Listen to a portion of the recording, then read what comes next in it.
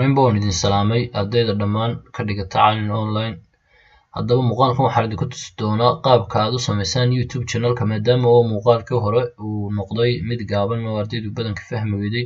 Marka muuqaalkan waxaan idinku soo celinayaa qaabka aad uga samaysaan YouTube channelka mobilkiina. Haddaba ugu horeyn waxaad soo furan doontaa YouTube application-ka, kadibna halka aad arkaysaan goobaabay ayaad taaban doontaan.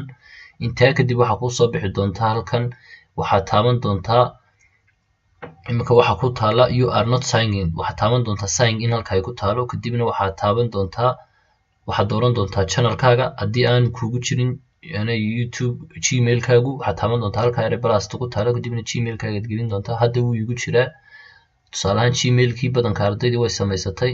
Marka haddii aan kugu jirin halkaan goobaabay baad taaban doontaa, haddii uu kugu jiro halkaasaad dooran doontaa, imika uu kugu jiraa channelkaaga aad iska dooran doontaa, haddii kalena halkaa balastaad taaban doontaa si aad mid cusub u samaysato.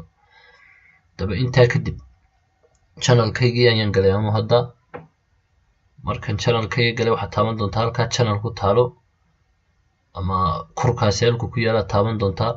haddana kadib waxaad samayn doontaa inaad halkaa ka aragto magacii channelkaaga, kadib waxaad soo furi doontaa falaar diary si aad u gasho u eegto informationka channelkaaga. haddaad rabtid mid cusub inaad samayso kala channel kale halkaasaad taaban doontaa, kadibna magacaad ku qori doontaa sida aan halkaa imika idinku tusayo Ajay Kumar, kadib create channel baad oran doontaa. marka hadda muuqaalka inaad fahmi doontaan ma filaya.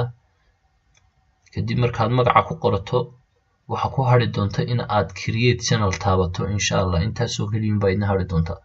marka imika channelkaygii oo samaysan ayaan ku kala sameeyay, tusaale ahaan inaan idinku tusin rabay imika muuqaalkan insha Allah. marka inaad fahmi doontaan ma filaya. muuqaalkan waa marka aad ka isticmaalaysid application-ka YouTube-ka mobilka application-ka YouTube-ka ee kugu jira marka aad ka isticmaalayso ayuu noqon doonaa muuqaalkan.